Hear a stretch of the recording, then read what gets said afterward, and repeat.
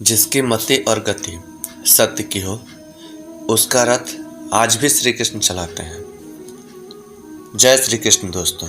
भगवान श्री कृष्ण कहते हैं, मनुष्य अपने विश्वास से निर्मित होता है।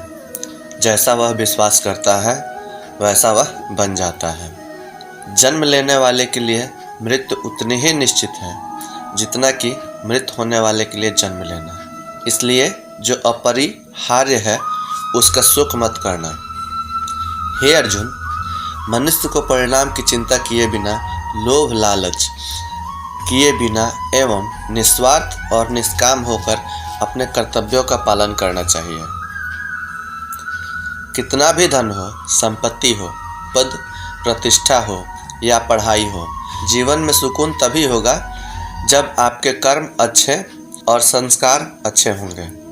इस संसार में श्रीमद् भगवद गीता मात्र एक ऐसा ग्रंथ है जो मनुष्य को जीने का सही तरीका बताता है। श्रीमद् भगवद गीता मनुष्य को जीवन में धर्म, कर्म और प्रेम का पाठ भी पढ़ाता है। श्रीमद् भगवद गीता का गायन मानव जीवन और जीवन के बाद का जीवन दोनों के लिए उपयोगी माना गया है।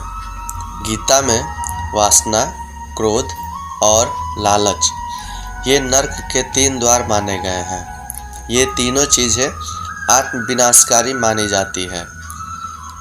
गीता संपूर्ण जीवन दर्शन है और इसका अनुसरण करने वाला व्यक्ति सर्वश्रेष्ठ होता है। भगवान कहते हैं, जो दिल से अच्छे हैं उन्हें दोबारा जन्म नहीं लेना पड़ता। वो मनुष्य इस जन्म मृत्यु के चक्र से मुक्त हो जाता है। किसी को कुछ देकर कभी घमंड मत करना।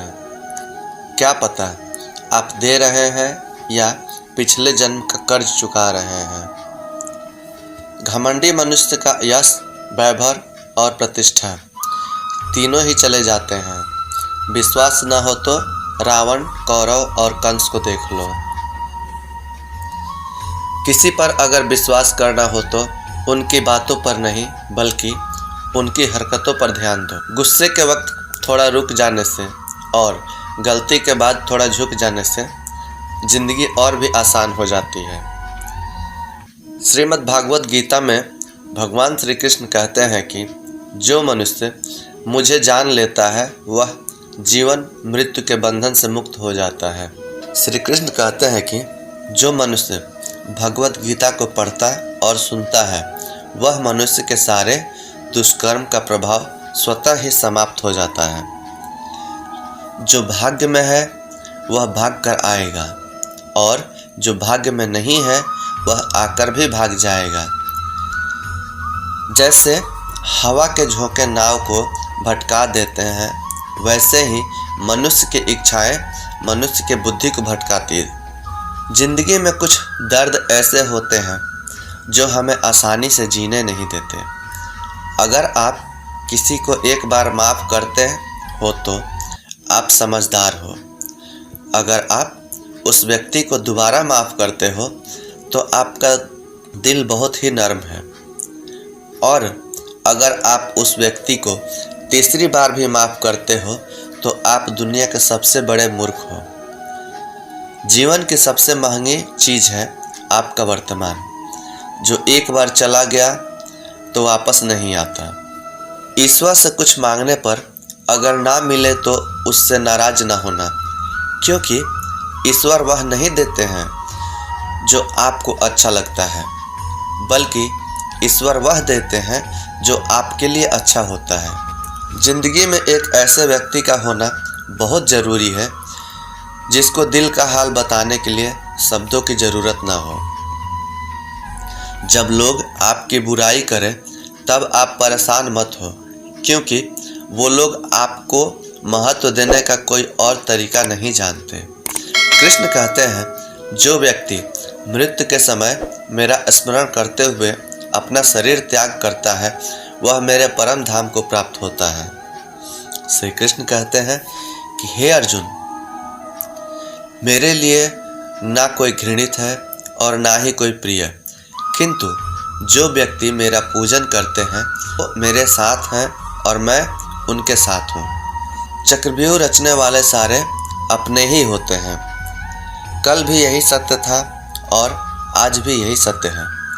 जिस प्रकार अग्नि सोने और चांदी को परखती है, उसी प्रकार मनुष्य का कर्म फल उसको ढूंढ ही लेता है।